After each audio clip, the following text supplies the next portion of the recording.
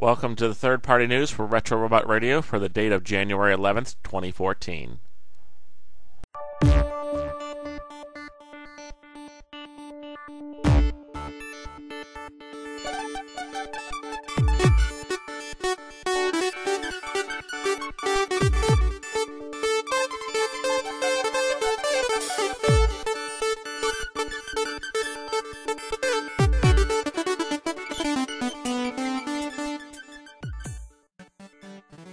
Before we get started, a quick correction.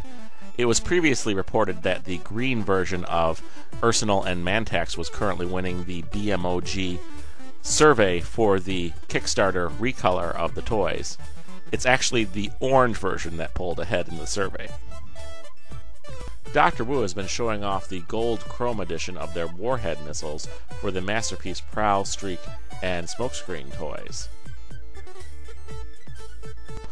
Excellent Toys have displayed images of a render of a new product called the CRM02, a super deformed version of Generation 1 Soundwave. Box art images of Impossible Toys mini cars, also known as the mini Chargers, have appeared online recently with information that this last line of Impossible Toys figures will be coming out by the end of January. The Megasteel toy inspired by Generation 1 Blaster has gone up for pre-order. With the pre-order has come information that it will ship with an alternative head to the one seen in early renders. Reprolabels have shown off their latest label add-on sets for third-party Transformers. These label sets include ones for Fans Project Code, Quadruple U, and Last Chance, as well as one for Toyworld's Orion. TFC Toys has been showing off their latest combiner limbs with Flogius, the limb for Ares that's inspired by Generation 1 Rampage, as well as final images of their Streetwise inspired toy, who's called Bubblegum. Bubblegum will be the leg of Prometheus, their Defensor inspired combiner. Toyworld have finally revealed their TW03 toy called Bee, inspired by Generation 1 Bumblebee. So if you had any trouble finding Bumblebee figures on the shelves, this might be the toy for you. Warbitron have shown off the first in-package images of their Bruticus combiner inspired figure. This one is called Air Blast and is patterned after Generation 1 Blastoff. X2 Toys have shown off the first images of a chrome version of their Strengthen equipment upgrade for Trail Cutter and Hoist.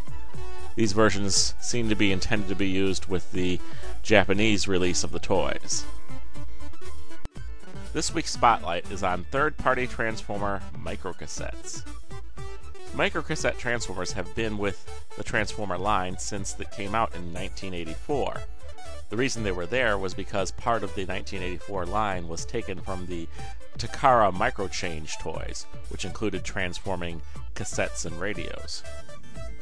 The first third-party Transformer cassette was released in 2009, and in fact, two of them were released, one by iGear and one by TFC Toys. Both were Auto Scouts, inspired by a minor character who appeared in one episode of the original Transformers TV series. It wasn't until 2012 that the next third-party Transformer microcassette was released. This was a set by BTS Toys called Tremor and Frequency. Tremor and Frequency were inspired by Frenzy and Rumble from the original toy line. BTS also released a Bat and Cat related mold.